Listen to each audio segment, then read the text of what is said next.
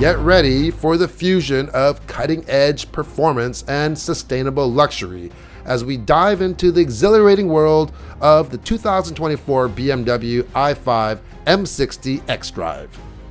Unveiling the future of electric mobility, this powerhouse seamlessly combines electric efficiency with the thrill of BMW's M Series performance. Strap in as we check out some of the i5's groundbreaking electric features, acceleration, unparalleled driving experience that define what BMW is with their automotive excellence. So we're going to unravel the secrets behind this BMW i5 M60, where sustainability meets sheer driving pleasure. And in case you're wondering, why are we showing this red one when we actually have a blue one? Well, it's pouring rain outside, and these shots are much better looking. Okay, let's just talk about the new 5 Series in general first. It's an all-new design. It is larger than the outgoing model. Essentially, this is like the size of what the old 7 Series used to be, so everything is getting bigger. Now, the styling on it, I think it's pretty conservative. It doesn't scream out, "Look at me" at all, even though this is the M line. It's not an M car, but it's about the closest you can get at this point to an M5. It has an amazing drive, which we're going to talk about in just a second, though. This comes standard with 20-inch wheels on here. This color, by the way, is called Cape York Green Metallic.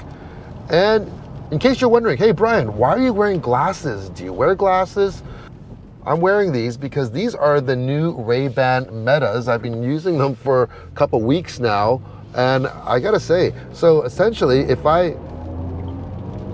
hold that button down, now you are seeing what I'm seeing out of these glasses. Isn't that pretty wild? It's pretty cool. I'm gonna do a full review on these in case you're interested in them, but I think they are really cool. It just gives you a neat POV of, you know, being hands-free as well. A couple features that I love that makes it easy as a daily driver. Number one, comfort access. That comes in a package, and it also has auto lock and unlock. So you just walk up to the door, it'll automatically unlock. You finished with it, you just walk away, close the door, and it'll lock by itself. It's a simple thing, but it makes a big difference. Also, the hands-free power trunk, really easy to use, works very well. Now, one thing to note, if you compare this to the gas version, the i5 has about 30 liters less of trunk space. So instead of 520, you get 490 liters of space. And that's due to, hey, they have to put the batteries somewhere, right? On the inside, you're greeted with what you would expect from a modern BMW interior. You have this large kind of curved screen, very similar to what we've seen on the iX, for instance. We have a head-up display, beautiful open pore wood. Now that is an option. We're going to talk about how this one is equipped in a little bit. Ambient lighting, which changes. Do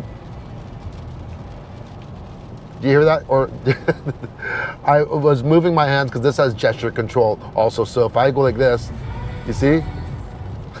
so you can just use your fingers. You don't have to do anything. That's nothing new for BMW. They've just refined it over the years. It works very well. We get the Bowers and Wilkins stereo system in here. Now this is not available with that surround system with the 4D exciters. Now we had that in the iX, and man, oh man, that was incredible. So they actually have these little exciters built into the seats. And what's nice about those is that you can experience the sound of, you know, without having to have it really loud. So it kind of gives you a little bit of a kick. It's pretty cool. BMW makes some of the best seats out there. I have always said, love their sports seats. And you know, you get this sporty steering wheel with the M badge and the center point on it. All in all, you know, it's a very, very comfortable ride. Ample room in the back seat for rear passengers. Be aware though, this does have driveline hub, okay? So I'm sure that's probably where they put batteries now. All right, let's talk about the drive. Now, I'm not gonna go crazy on these roads. Unfortunately, it's been pouring rain the entire week. I've waited to the very last day hoping to get some decent weather, but it's pouring out right now. So we're gonna be a little bit more careful, especially when you have 593 electric ponies under this vehicle, or basically on each axle, 2 motors. This is an xDrive, so all-wheel drive, 605 pound-feet of torque. So this will make a run to 100 kilometers an hour, or 62 miles an hour, in 3.8 seconds. Go into my modes, go to sport mode, and oh my God.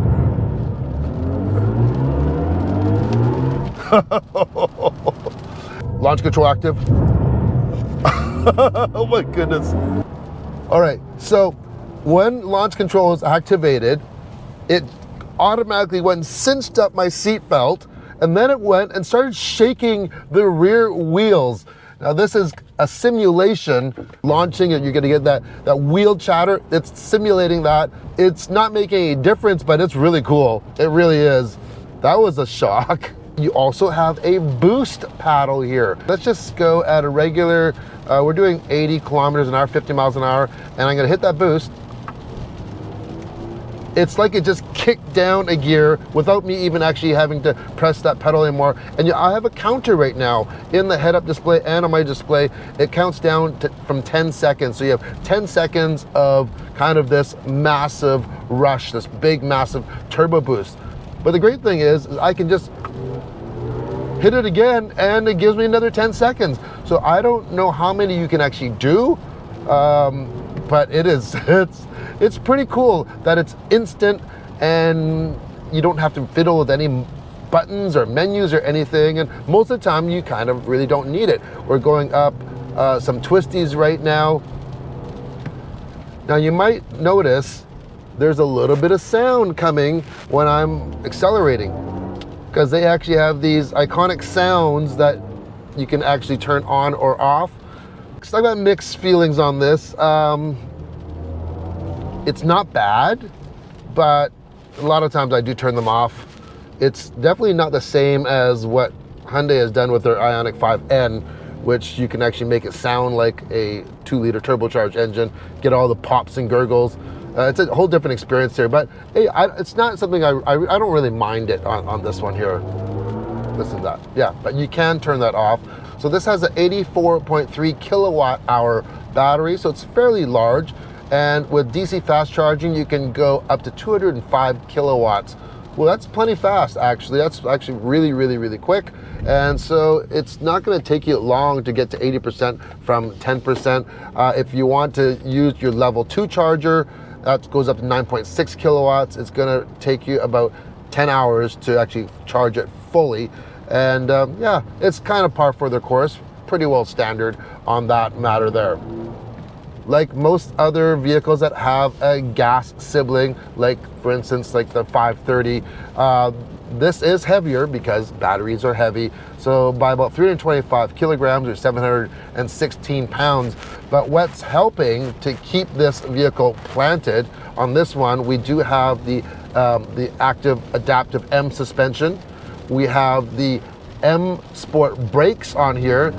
And we also have 4-wheel steering. And just when you put it all together with the type of power delivery. And one thing I didn't mention is about the recuperation or the regen settings. Of course, you can go into B, you can go like one pedal driving, but you have all different other settings. I love the automatic. It's so nice. And since BMWs are using a coiled electric motor, they can just turn off the power instantly and let it coast. There's no clutch necessary that they actually have to use, so it's seamless. When you go and you let off, it's just like there's minimal resistance right there, and it just gets right back on the power when you have it. So it just feels that much more connected. So what does it cost to get into an i5 M60 xDrive? Well, the base price starts in Canada at $95,000. So we have the $8,100 premium enhanced package, so that adds on things like heated rear seats, ventilated seats, the advanced parking assistant. This one has the M Sport Pro package, and I gotta say, I think this is the best valued package out there for any manufacturer. For $1,500, you're getting blacked out pieces, the illuminated front grille, you get the M Sport brakes, as well as you get the shadow line headlights for $1,500. So I think that's a pretty good deal. We also have the open pore wood, which is a $250 option. Glass controls is $900. The adaptive M suspension pro with the active roll stabilization is $4,000. And we have the driver's assistance package. Now, I didn't talk about that. Of course, that gives you your radar cruise control, and this also has the highway assistant. So it'll basically just go and drive by itself on the highways.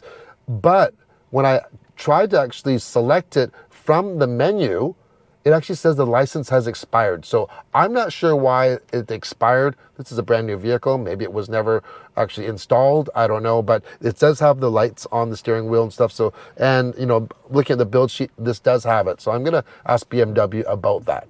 Some of my favorite car reviews are ones on cars that I have no expectations. I don't know what to expect at all. And this i5 is definitely one that has not only surprised me and has put a big grin on my face, but it's also reminded me on how good BMW EVs are.